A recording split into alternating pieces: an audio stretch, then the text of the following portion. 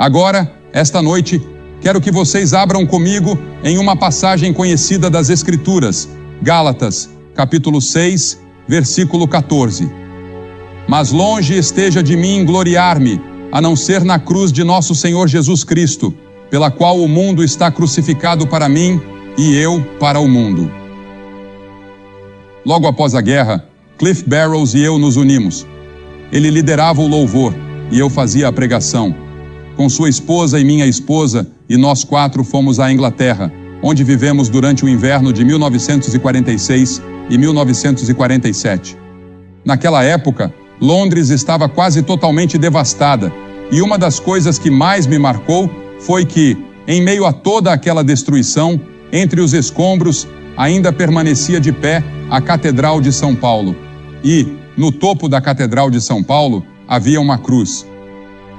Lembro-me também quando a Catedral de Coventry estava sendo reconstruída, pois tinha sido destruída durante a guerra.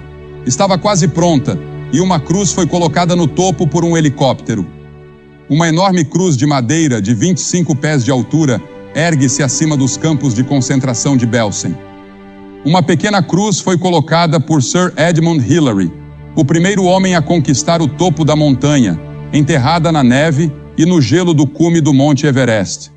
Agora, muitos de vocês são muito religiosos e têm uma cruz gravada em suas Bíblias ou a usam ao redor do pescoço. E a pergunta que quero fazer a vocês nesta noite é esta: o que a cruz significa para você? Porque todas as igrejas católicas e todas as igrejas protestantes têm uma cruz. Esta é a única coisa em que todos concordamos: a cruz. Todo o mundo cristão olha para a cruz. Porque Paulo disse que ele se gloriava nela mais do que em qualquer outra coisa no mundo. Paulo poderia ter se gloriado em sua educação. Ele era um dos homens mais instruídos de sua época. Poderia ter se gloriado na sua capacidade de falar várias línguas, pois era fluente em várias. Poderia ter se gloriado no fato de ser cidadão romano, mas não o fez. Ou poderia ter se gloriado em certas coisas sobre Jesus Cristo, além da cruz. Seu nascimento miraculoso e espetacular, nascido de uma Virgem Maria, ou o grande ensinamento de Cristo. Mesmo hoje, educadores dizem que nunca houve um professor como Jesus Cristo. Ou sua grande obra social, sua compaixão pelos pobres e necessitados, sua preocupação com os famintos e os doentes, sua incrível ressurreição dos mortos, sua futura glória quando ele vier a governar o mundo e estabelecer o seu reino. Ele poderia ter se gloriado em qualquer uma dessas coisas, mas ele disse: não, eu me glorio somente na cruz. E ele disse: Deus me livre de me gloriar em qualquer outra coisa além da cruz. Mas por quê? Bem, quero que você pense por um momento e olhe para aquela cruz. Era a mais cruel de todas as punições, pois as vítimas às vezes ficavam penduradas ali por vários dias, levando dias para morrer. E nessa ocasião, estavam crucificando 3 pessoas, 2 ladrões, assassinos, e Jesus no meio deles. Os soldados entraram na casa da guarda e trouxeram Jesus com os outros 2 condenados. Eles foram açoitados 33 ou 39 vezes nas costas nuas, com tiras de couro com pedaços de aço nas pontas. Uma coroa de espinhos foi colocada sobre a testa de Jesus. Colocaram uma cruz sobre suas costas. A procissão começou. Jerusalém estava com uma atmosfera quase de carnaval naquela época, e a procissão passou pelas ruas principais para que todos vissem o criminoso e fossem alertados de um destino semelhante caso quebrassem as leis de Roma. Uma grande multidão seguia. Apenas alguns amigos de Jesus estavam ali acompanhando. E Jesus enfraqueceu pela perda de sangue e caiu. Então, Simão de Cirene, um africano, ajudou-o a carregar a cruz. Os soldados seguiram rápida e metodicamente sua tarefa de cravar os pregos nas mãos e o espeto nos pés de Jesus. A multidão rodeava zombando: salvou a outros, a si mesmo não pode salvar. Eles riam, zombavam e faziam pouco dele. Desça, faça só mais um milagre, diziam, mas ele não fez. Ele permaneceu ali. E você sabe por que ele ficou ali? Por você. Porque ele amava você. Porque veja, somente em Jesus Cristo podemos encontrar o perdão dos pecados. Ele estava carregando nossos pecados na cruz. As pessoas me perguntam constantemente, ao escreverem para mim: há alguma esperança para mim? Cristo pode me salvar? Prostitutas, alcoólatras, ladrões, assassinos, prisioneiros, pessoas cheias de preconceito racial, pessoas que têm em seus corações o antissemitismo. Há esperança para mim? Pessoas que cometeram muitas coisas más, tanto publicamente quanto em particular. Há esperança para mim? Um bispo de uma igreja em outro país veio até mim certa vez, já faz alguns anos, e me disse que não acreditava que estava salvo. Ele disse: estudei teologia na Inglaterra. Sou bispo há tantos anos. E ele me disse quantos anos. Mas ele disse: tenho tantas dúvidas, tantas incertezas sobre se meus pecados estão perdoados e se estou indo para o céu. E ele me disse: vim até você para pedir que ore por mim e ore comigo.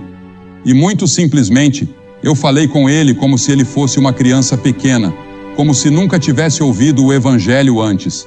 Lágrimas começaram a correr por seu rosto. Conheço um homem em St. Louis, pastor de uma grande igreja, que foi convertido a Cristo enquanto pregava. Ele nunca havia conhecido Cristo, e de repente, o Espírito de Deus falou com ele. Conheço um homem aqui em Boston, pastor de uma igreja que estava morrendo, que tinha uma educação brilhante em um dos grandes seminários teológicos daqui. E sua pequena filha adoeceu, e ele pensou que ela estava morrendo. Ele disse: Senhor, se tu levantares minha filha, a partir de agora voltarei-me para a Bíblia e pregarei nada além da Bíblia, e aceitarei tua palavra como a palavra de fé.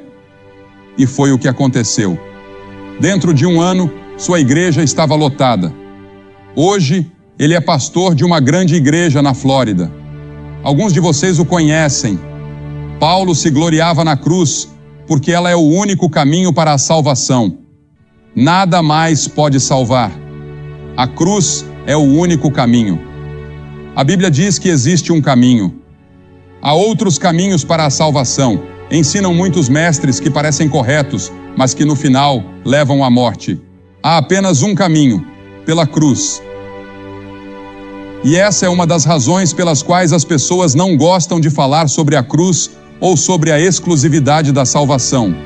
Gostamos de pensar que existem muitos caminhos, existem muitos modos de adorar, muitas formas de orar, e Deus ouve as orações de todas as pessoas ao redor do mundo. Qualquer pessoa que clamar pelo nome do Senhor será ouvida. Mas há apenas um caminho delineado na Bíblia, e eu, como ministro do Evangelho, devo declarar a vocês o que o apóstolo Pedro disse. Não há nenhum outro nome debaixo do céu pelo qual devamos ser salvos. Jesus disse: eu sou o caminho, a verdade e a vida. Ninguém vem ao Pai senão por mim. Eu não disse isso, foi Jesus quem disse. Jesus disse, como já citei: entrai pela porta estreita, pois larga é a porta e espaçoso o caminho que leva à perdição, e muitos são os que entram por ela. Porque estreita é a porta e apertado o caminho que leva à vida, e poucos são os que a encontram. Perceba que ele diz que é difícil. Não é fácil seguir a Cristo. Há um preço a ser pago. Ele disse: se você não está disposto a negar a si mesmo e tomar a sua cruz, não pode ser meu seguidor. Veja, gostaríamos de algo barato e fácil. Suas exigências eram tão altas que muitas pessoas recusaram-se a segui-lo adiante. Elas iam até certo ponto e depois se afastavam, porque um dia ele se virou para a multidão e disse: contem o custo, contem o custo. Se você me seguir, isso significa que eu me tornarei o Senhor da sua vida. Se você me seguir, isso significa que você se tornará meu aprendiz, meu discípulo, e deve obedecer aos meus mandamentos. Você deve amar seu próximo como a si mesmo, se me seguir. Se me seguir, deve se preocupar com as necessidades do mundo. Se você me seguir, deve estar disposto a carregar sua cruz. Eu vou para a cruz. Serei executado. Isso significa que você deve estar disposto a voltar para a sua escola, para a sua casa, para o seu bairro e dizer às pessoas que você conhece a Cristo e permitir que elas vejam Cristo em você. Isso não será fácil, mas se você fizer isso, Ele estará com você. Ele não nos pede para vivermos a vida cristã sozinhos. Eu não consigo viver a vida cristã. Serei honesto com você. Eu não consigo. Mas Cristo pode vivê-la através de mim, se eu permitir. E Ele pode produzir o fruto do Espírito. Ele pode me dar um amor, uma alegria e uma paz que nunca encontrarei em nenhum outro lugar deste mundo. Ele pode me dar a certeza da vida eterna. Jesus também nos advertiu de que nem todo aquele que diz Senhor, Senhor, entrará no reino dos céus, mas apenas aquele que faz a vontade de meu Pai, que está nos céus. Muitos dirão a mim naquele dia: Senhor, Senhor, não pregamos em Teu nome, e em Teu nome não expulsamos demônios, e em Teu nome não fizemos muitas obras maravilhosas? E então Ele dirá: Nunca vos conheci. Apartai-vos de mim, vós que praticais a iniquidade. Veja, você pode ir à igreja, pode ser uma pessoa boa e talvez nunca realmente conhecer a Cristo. Conheço muitas pessoas que vivem vidas morais e são agnósticas ou até ateias. Chega um ponto, um momento em algum lugar, em que você deve receber Cristo em seu coração. Paulo se gloriava na cruz porque ela expressa a profundidade do pecado, porque mostra o amor de Deus, porque é o único caminho para a salvação. E por fim, porque ele sabia que a cruz trazia uma nova dinâmica para a vida. Uma vez que você esteve na cruz, você nunca mais será o mesmo. Portanto, se alguém está em Cristo, é nova criatura. As coisas velhas passaram, eis que tudo se fez novo, diz a Escritura. Você nunca será o mesmo depois que vier a Cristo. Lembro-me da noite em que vim a Cristo. Eu estava com cerca de 300 ou 400 outras pessoas e fiz meu compromisso com Cristo. E enquanto estava ali, senti-me um tolo. Pensei em me virar e voltar. Uma mulher ao meu lado estava chorando e eu não tinha lágrimas. Não sentia nenhuma emoção, exceto o medo de estar em pé diante de tantas pessoas. Mas fui para casa naquela noite e lembro-me de que era uma noite de luar. Vivíamos em uma fazenda e eu olhei através do campo e da floresta e soube que algo tinha acontecido comigo naquela noite. No dia seguinte, se você tivesse me perguntado o que havia acontecido comigo, eu não saberia explicar. Agora eu sei. Aquele primeiro passo foi tão fraco, e minha fé era tão fraca, e eu tinha tantas dúvidas. Mas, que coisa incrível! A transformação que começou a agir em minha vida ao longo do tempo foi tremenda. E ainda está agindo, ainda está crescendo, e eu ainda estou aprendendo. E fica melhor a cada dia. E em quinto lugar, é uma motivação para o serviço. Uma motivação para o serviço. Você viu a Madre Teresa recebendo aquele prêmio? E então ela ganhou o Prêmio Nobel da Paz.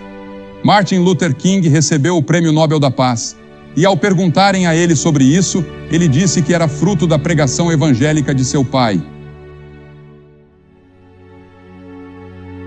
Eu conhecia seu pai e conheci Martin Luther King, é claro. E seu pai sempre pregou o evangelho e acreditava na cruz, assim como Martin Luther King Jr. Você conhece a Cristo? A cruz é uma motivação para o serviço. O que motiva você? A sair e ajudar os famintos, os pobres e os oprimidos? Meu filho passa boa parte do seu tempo no terceiro mundo, ajudando os pobres e os necessitados, indo a pequenos dispensários e hospitais, enviando médicos para ajudar essas pessoas. Ele estava em um desses barcos no Mar da China, ajudando a resgatar refugiados há alguns anos. O que o motiva? Por que ele vai para algum lugar na África ou para a Nova Guiné? ou percorre a Índia ou Bangladesh, ou alguns desses lugares para tentar ajudar. Porque ele ama a Cristo. É Cristo que o motiva. O que motiva você? Ou você sequer tem alguma motivação para ajudar os outros?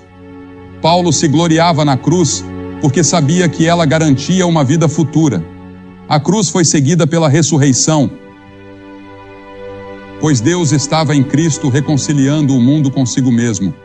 E a Escritura nos diz, em um grandioso hino no livro de Apocalipse, capítulo 5, e cantaram um novo cântico dizendo: Tu és digno de tomar o livro e de abrir seus selos, porque foste morto e com teu sangue compraste para Deus pessoas de toda tribo, língua, povo e nação, e para nosso Deus fizeste reis e sacerdotes, e reinaremos sobre a terra.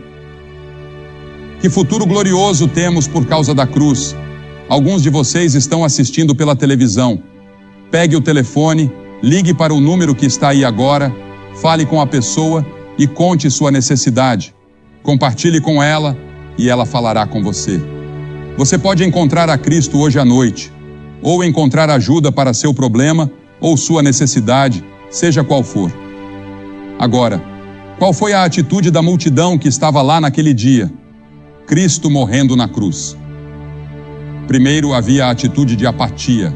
Sentados, eles o observavam ali. Isso é indiferença.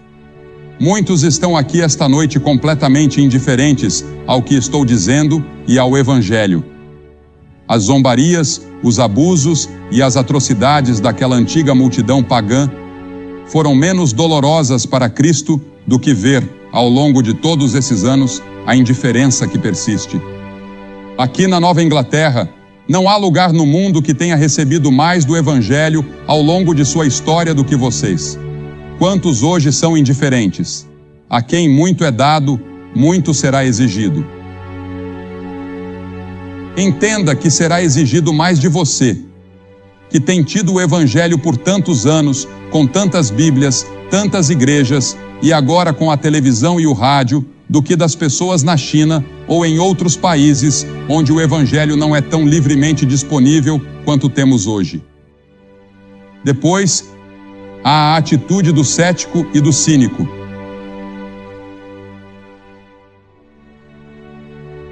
E os que passavam blasfemavam dele, meneando a cabeça e dizendo: Ah, tu que destróis o templo e em 3 dias o reedificas, salva-te a ti mesmo e desce da cruz.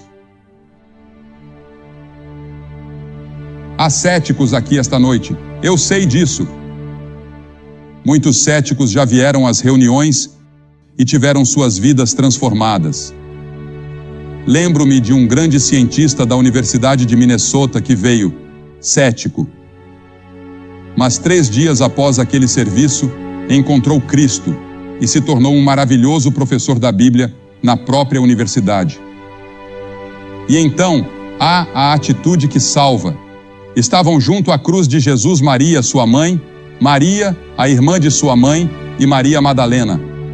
E havia a atitude do centurião que declarou: verdadeiramente, este é o Filho do Deus vivo. Minha esposa nasceu e foi criada na China. Em chinês, a palavra venha é escrita com 3 caracteres, cada um representando uma cruz com uma pessoa nela. Estamos traduzindo hoje à noite para o chinês, tanto o mandarim quanto o cantonês. A cruz, em todas as línguas, significa: venha para a cruz, encontre a salvação. Venha para a cruz e encontre a paz. Venha para a cruz e encontre o perdão. Venha é o convite de toda a Bíblia. Vinde a mim todos os que estão cansados e sobrecarregados, e eu lhes darei descanso. Venha para a cruz. Estou pedindo a você esta noite para vir à cruz. Você pode perguntar: o que eu preciso fazer? 3 coisas. Cristo pagou o preço na cruz. Ele ressuscitou dos mortos. Esse é o coração do que chamamos de boas novas, o Evangelho. As boas novas são que Deus ama você. Ele deu seu Filho para morrer por você. Ele perdoará seus pecados e lhe dará a vida eterna esta noite. Você não precisa esperar até amanhã. Esta noite. Isso é o Evangelho. mas você precisa recebê-lo. Como você o recebe? Primeiro, arrependendo-se do pecado. Isso significa virar, mudar seu pensamento, mudar sua mente, mudar sua atitude e seu modo de viver. Deixe que Cristo assuma o controle de sua vida. Isso é arrependimento, dizer a Deus: pequei e estou arrependido. Perdoa-me. Isso é arrependimento. Mas então, você deve recebê-lo pela fé. E essa palavra fé pode ser um obstáculo para você. A fé significa que você se entrega totalmente a Cristo. Assim como estou em pé neste palco, com meu corpo comprometido com este palco, você deve se comprometer totalmente com Cristo. Toda a sua esperança está nele, e somente nele. Ele se torna aquele em quem você confia totalmente e completamente para a sua salvação. Certa vez, um pastor estava pregando sobre o ladrão na cruz, e um homem da congregação gritou: "E quanto ao ladrão na cruz?" E o pastor rapidamente respondeu: "Qual ladrão? Pois veja, um morreu perdido, e o outro morreu salvo. E essa é a única história de arrependimento de última hora em toda a Bíblia. Então, é melhor você não esperar. A Bíblia diz: hoje é o dia da salvação, agora é o tempo aceitável." Em nenhuma parte da Bíblia há a promessa de um amanhã. E Jesus disse que você deve fazer isso publicamente. Ele disse: "Se você não estiver disposto a me reconhecer publicamente diante dos homens, eu não o reconhecerei diante de meu Pai que está nos céus." É por isso que peço às pessoas para virem à frente publicamente. Veja, vir à frente não salva você, mas é um símbolo de uma decisão interior que você está tomando em seu coração. Você está vindo e ficando de pé com Cristo na cruz, dizendo: "Ao vir, eu me arrependo do pecado. Eu quero uma mudança. Eu quero seu perdão. Eu quero uma nova vida." Agora vou pedir que você se levante de onde está sentado e faça o que vimos milhares de pessoas fazerem por toda a Nova Inglaterra. Vou pedir que venha e fique em frente a esta plataforma e diga ao vir: "Quero o perdão dos pecados. Quero sair deste estádio com a certeza de que Cristo me perdoou e de que estou indo para o céu." Se você tem dúvidas, não saia deste estádio sem resolvê-las, pois talvez nunca mais tenha um momento em que seu coração esteja tão próximo do reino de Deus. Você não está aqui por acaso. Eu acredito que está aqui pela providência de Deus. Levante-se e venha agora. Estamos esperando por você. 100 de vocês, rapidamente. Vou pedir que ninguém deixe o estádio. Este é um momento muito sagrado e santo, e que todos estejam em uma atitude de oração. Levante-se e venha fazer esse compromisso.